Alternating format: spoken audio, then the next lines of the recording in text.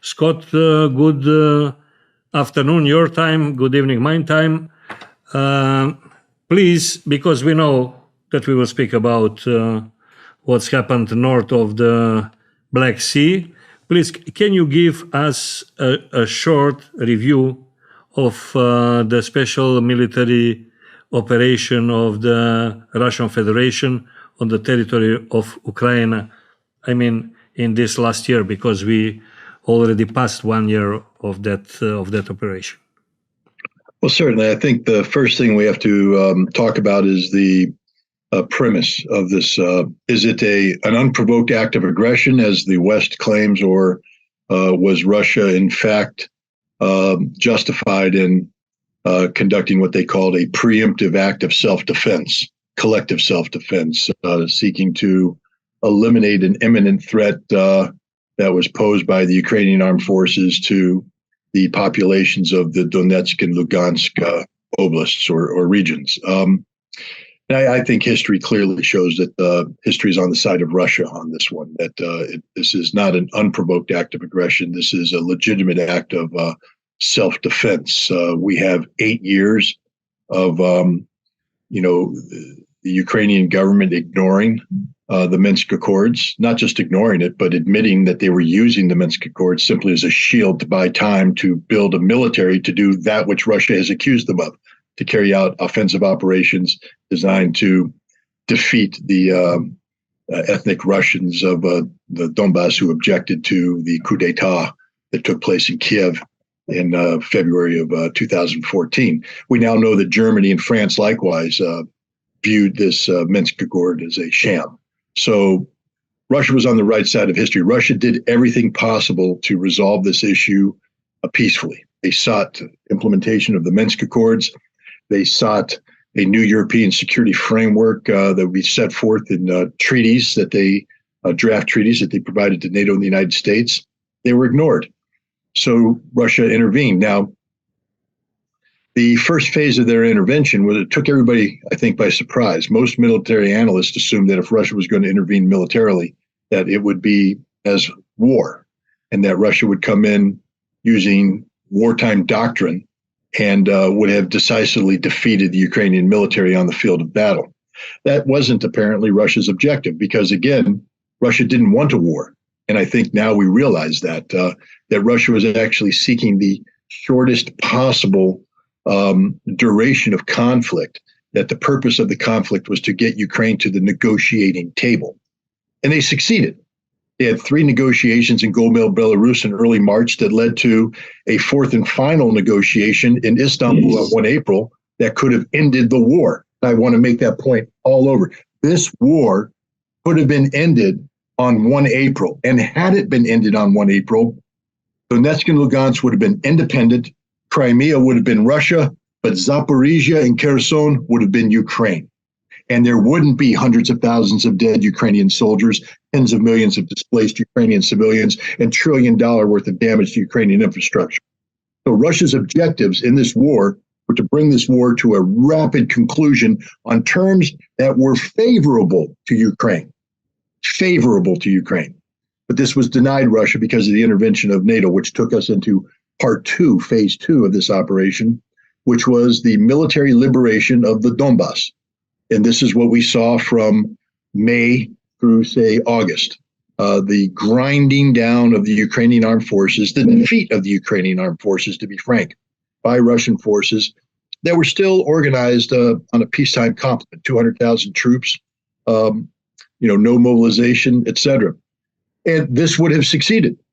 Russia was succeeding, except that NATO provided tens of billions of dollars worth of military equipment, which enabled Ukraine to reconstitute its military and carry out offensive operations in September, October against an overextended Russian flank in Kharkov. The Russians were compelled to retreat, regroup, and that moves us into the next phase of the operation, which was basically Russia holding tight in a defensive position, grinding down the Ukrainian military. I think everybody needs to understand there's a pattern here, that the Ukrainians end up being sacrificed on the battlefield in overwhelming numbers, whereas the Russians while suffering serious casualties, aren't suffering casualties anywhere near the Ukrainians. And this is important because the next phase of the Russian operation involved two things: political consolidation of the Russian position and expansion of the Russian military posture. Mobilization of 300,000 reservists. These are people with military experience, relevant military experience. And in addition to that, about between 80 to 120,000 additional volunteers. So it's a significant number of personnel that were being brought into service to expand the Russian military beyond the 200,000 peacetime complement they started this operation with. Meanwhile, the Ukrainians are being ground down. They don't have reserves. They've used all the reserves. They're in the business now of begging for equipment and forcefully mobilizing personnel to meet the demands of the battlefield. Putin consolidated his political position by beating all the odds when it comes to economic sanctions. This is an important part of the conflict because the goal and objective of the West in imposing sanctions on Russia was to cause the political collapse of Russia, what they call a Moscow Maidan. Didn't happen. Russia won the economic battle. Russia's economy is doing okay. The European economy, not so good. And then politically, the mobilization was a risky move because there were many Russians who were opposed to the Russian invasion of Ukraine, even if they didn't demonstrate against the Russian government. In their hearts, this was not a popular war. But because NATO intervened on the side, this war turned from being a Russian-Ukrainian problem to a proxy war between NATO and Russia, where Ukraine is the NATO proxy. And when you define the conflict in that way, the Russian people said, we must defeat this proxy. So Putin actually consolidated his position politically. So that's where we are today. Russia is finalizing the training of this mobilized force. Ukraine has nothing left. They're out begging for everything they can get. They're only getting a few things. They're out of manpower, and this summer they're going to run out of ammunition. And you don't have to be a military man to understand what that means. When you run out of artillery ammunition in a war that's defined by artillery, you've lost the war. And Ukraine is on a trajectory of losing this war this summer, or this coming summer. Tell me, can we make a conclusion? This actually is a war. Actually is a conflict, war conflict. Is it between Russia and Ukraine or between Russia and NATO? First of all, it's not a war. Not a war. And I'll tell you why it's not a war. Because not a war. Zelensky's still alive. Uh-huh. If this was a war, Zelensky would have been dead on day one. Zaluzhny's still alive.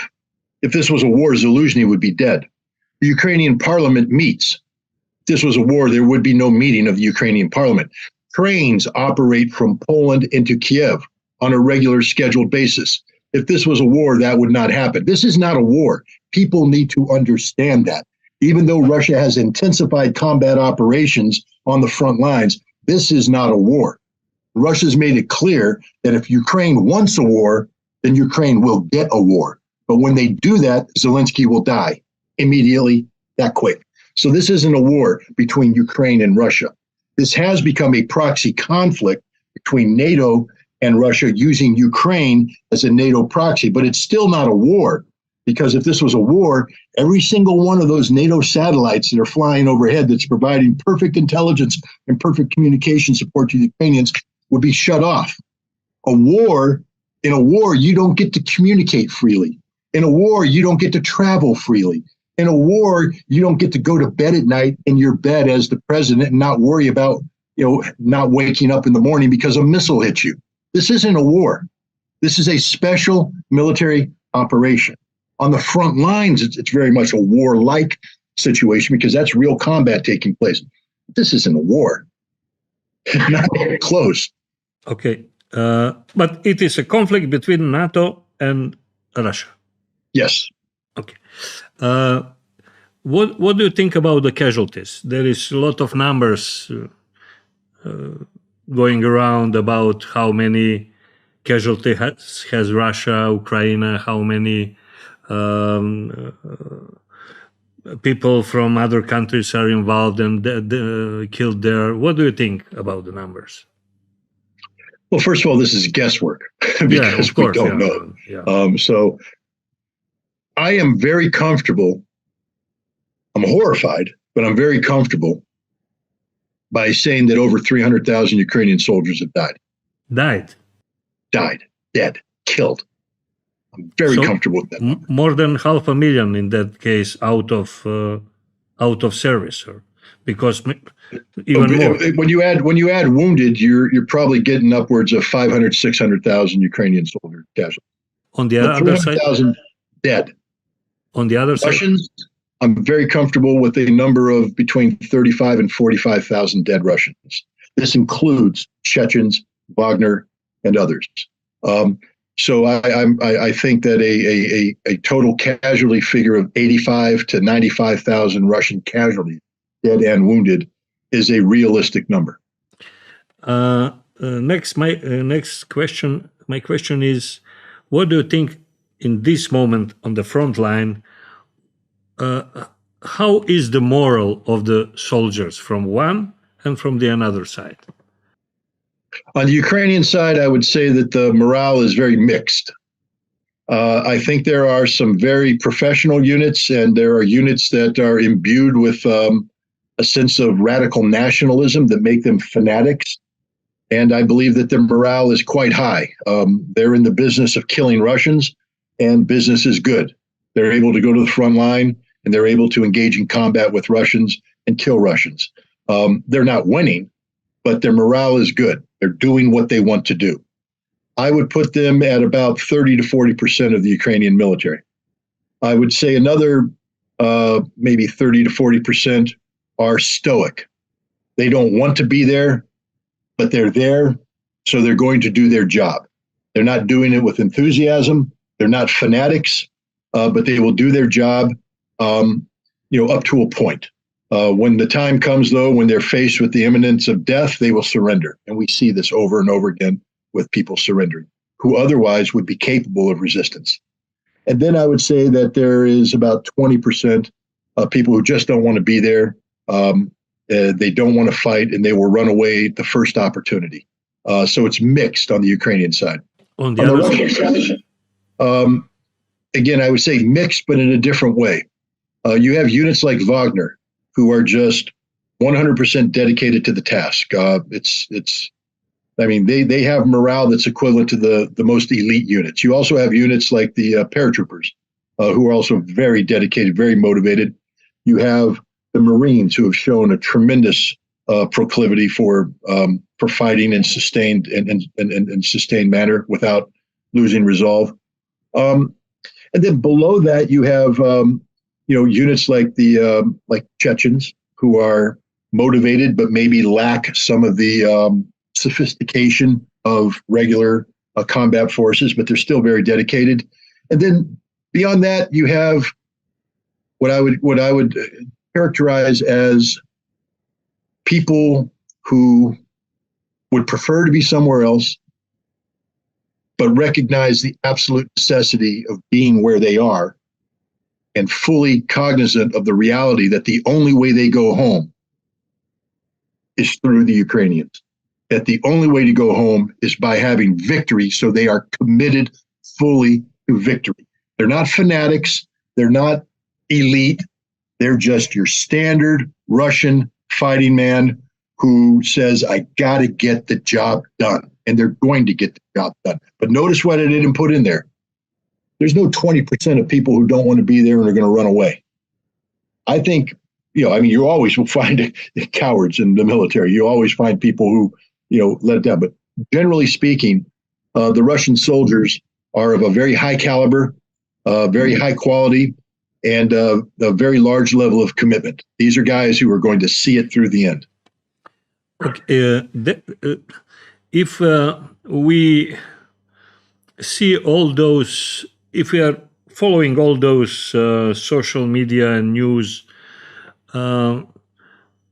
we are under the impression that NATO is losing on the battlefield from a private military organization, from Wagner. Is that looks very humiliating, I must say. Well, they're not just losing to Wagner, they're losing to Russia. They're losing. I mean, NATO's not doing well here for this proxy war. NATO's not doing well. Keep in mind, NATO is providing Ukraine with near perfect intelligence. NATO satellites, NATO reconnaissance aircraft are able to collect intelligence information without interference. If this was a war, come back to what I said earlier, all those planes would be shot down, all those satellites would be turned off. But because this isn't a war, NATO can provide perfect intelligence support to Ukraine and near perfect communication support, meaning the Ukrainians can communicate when necessary. They're also able to provide significant logistics support and uninterrupted operational planning. So when we call the Ukrainian military a proxy army of NATO, it is just that. It operates like a NATO army. It operates under the instructions of NATO, with the intelligence from NATO, with the communications from NATO, and with the equipment from NATO. And they're losing. They're getting beat, not just by Wagner, by everybody. The Russians are beating NATO in this proxy conflict. Your country and my country, we are members of NATO. So they are beating us. Say again? They are beating us, actually, because your country and my country, we are members of NATO. Well, they're beating our proxy. They're beating our proxy. They're not beating American troops. They are beating American government. They're beating American policy. Policy, yes. Yeah. They're beating a NATO posture, a NATO policy decision that's backed by money and materiel. But they're not beating a NATO army, meaning American troops, British troops, German troops. There's a mercenary contingent there that, people say it's NATO-like, but mercenaries aren't soldiers. I don't view Wagner as a mercenary force. I view Wagner as a unique contract mechanism to meet the unique support requirements of Donetsk and Lugansk during the 8-year period. But it is a professional force that serves Russia. The Wagner soldiers that are fighting aren't fighting for the dollar. They're fighting for Russia. American mercenaries, British mercenaries, French mercenaries, they're not fighting for their countries. They're fighting for money.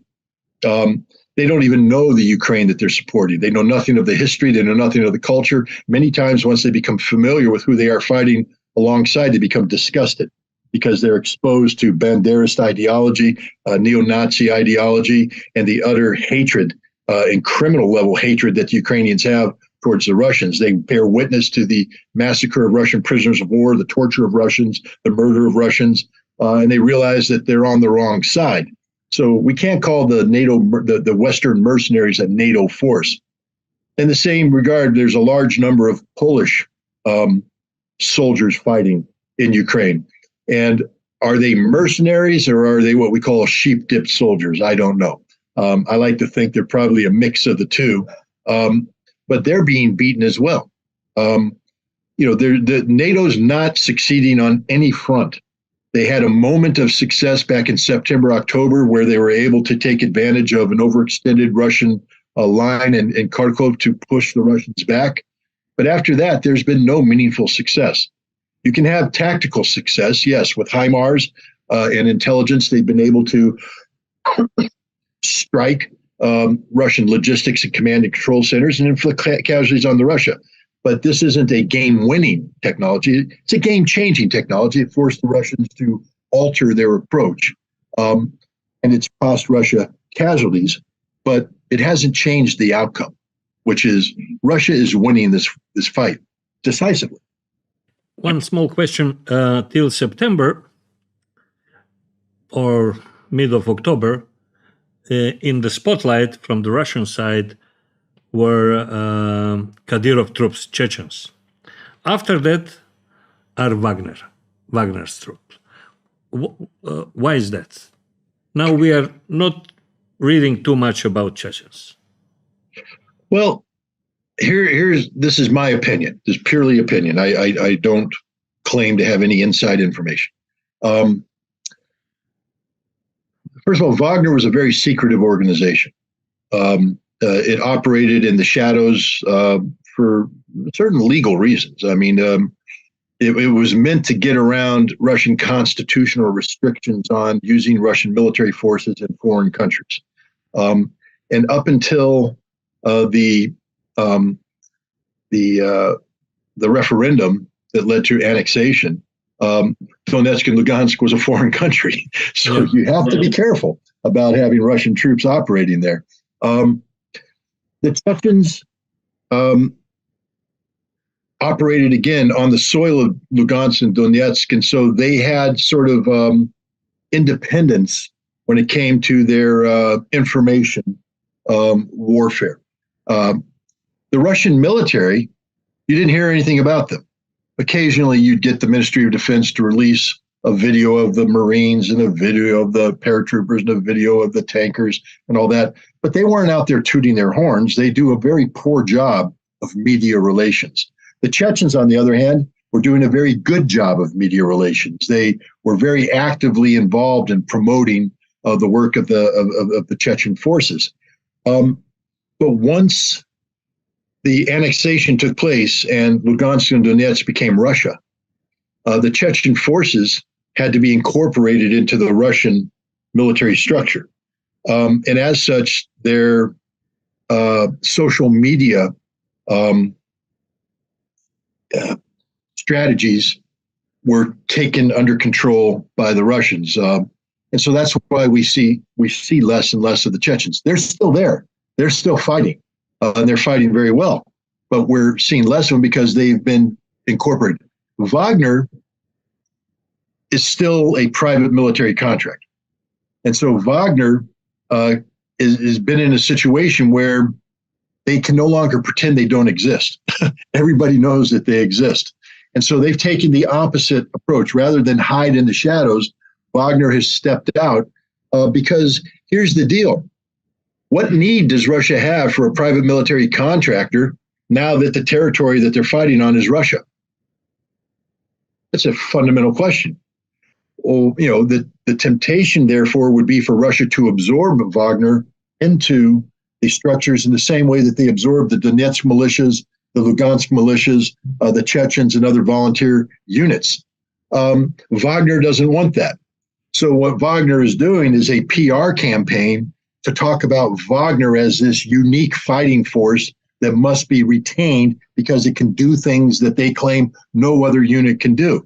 It's not true. I mean, Wagner's very good, but trust me, I think the paratroopers could carry out similar close quarter combat assaults in an urban environment. So could the Marines, so could other Russian units. But Wagner is very good. We're not trying to insinuate, but I think Wagner's in a fight for its life, its political life, because legally speaking, there's no reason to have Wagner on the ground anymore. There's no reason for a private military company.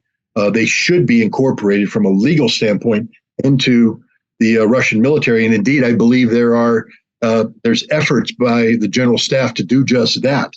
And so you see now this big propaganda battle where Prigozhin is promoting Wagner, promoting how good Wagner is, how well they fight, etc. And you see pushback from the military, not saying that Wagner's not good. I think the military says they're very good shock troops. But, you know, all of their attacks are supported by the Russian army. There's paratroopers, there's tankers, there's artillery, there's, you know, other groups out there fighting in support of Wagner. Wagner's not doing it by themselves. And so I think that's why we hear a lot about Wagner, because I believe that they're involved in a public relations battle to preserve their independent status as a private military contract.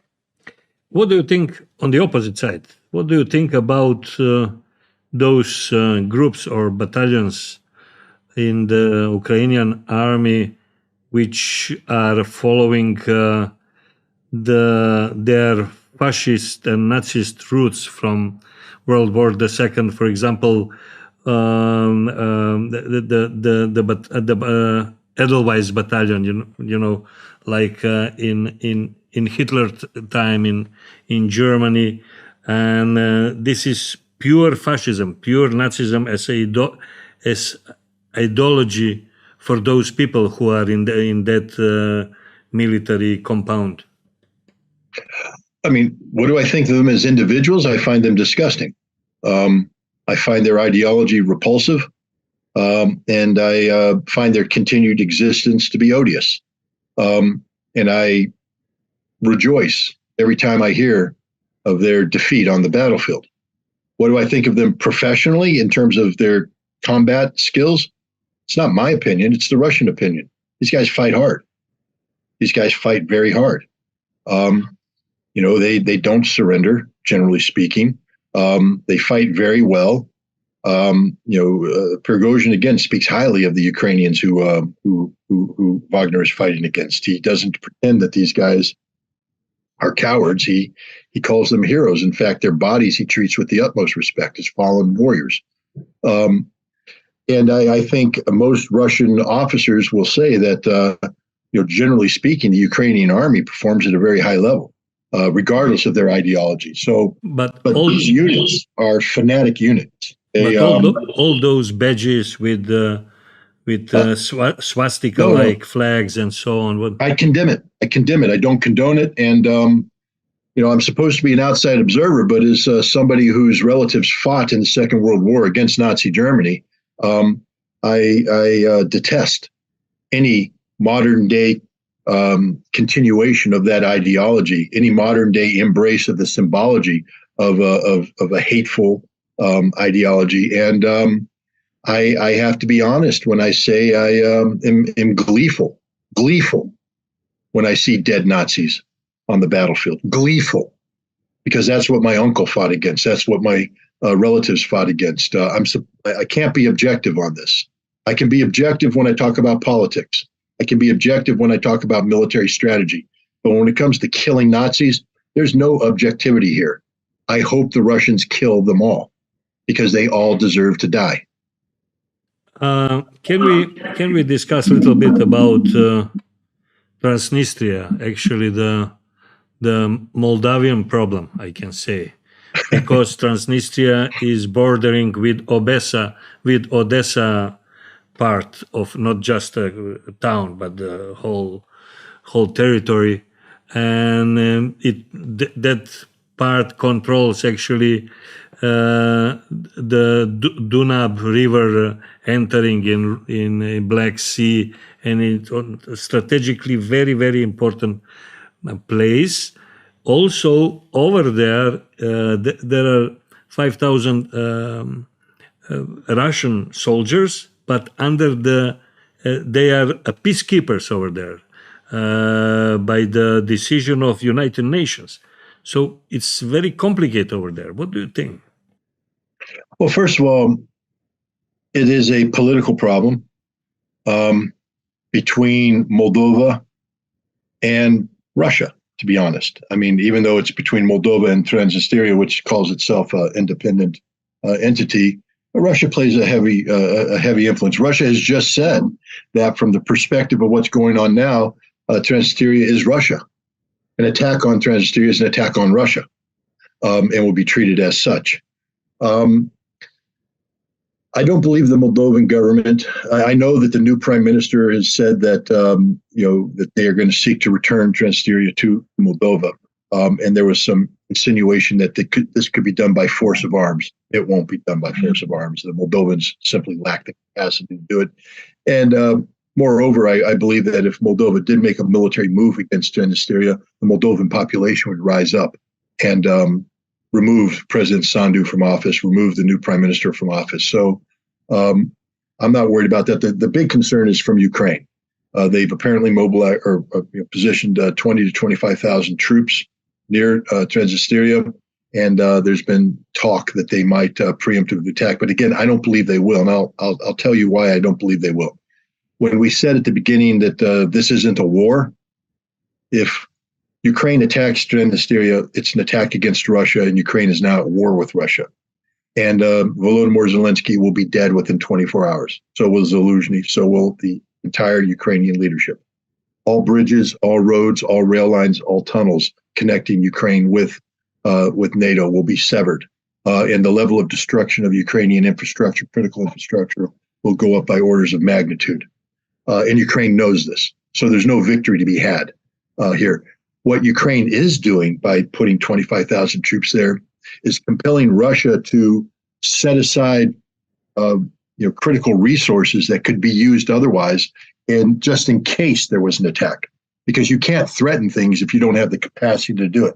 So if Ukraine is positioning itself where it could attack Transnistria, Russia must hold into reserve sufficient strike capacity to respond, sufficient military capacity to respond, which means that's capacity that's not being used on the front line. So this is actually a very smart move on the part of Ukraine. It's the kind of thing that I would have recommended they do, because it's a force multiplier. Yes, you're pulling 25,000 troops from the front line, but those 25,000 troops can be refitting, reorganizing, resting. But by positioning them near Transnistria, you're forcing the Russians to create contingencies to deal with them, and that's bleeding resources from the main Russian effort. So that's what I think is happening. I don't believe there's going to be a Ukrainian attack or Moldovan attack on Transnistria. On the end of our conversation, what is the present situation, especially around Bakhmut and all the line of the front? Right now, it's a desperate situation for the Ukrainians, and they themselves admit this.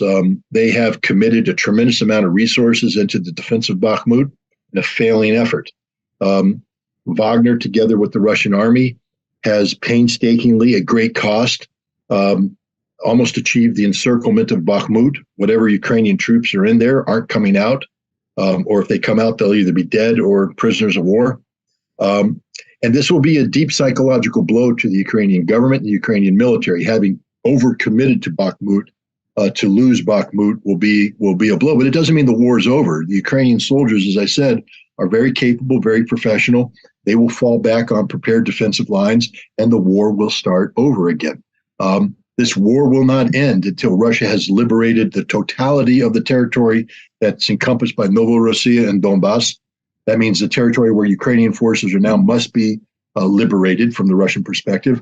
And then Russia will continue to push them back 150 kilometers, which means there's a lot of fighting left to go. That means Kharkov and Kherson, all those towns. It means Odessa.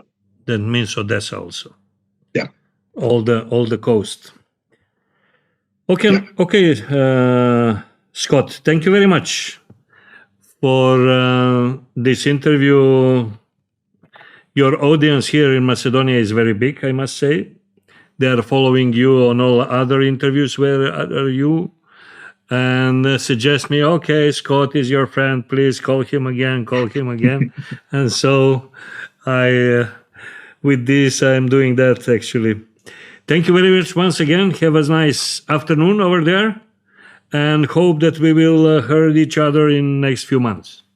Okay, well, thank you very much, and best wishes to you and everybody watching, and let's hope that this war comes to an end soon, because there's too much suffering on both sides. Thank you very much once again. Goodbye.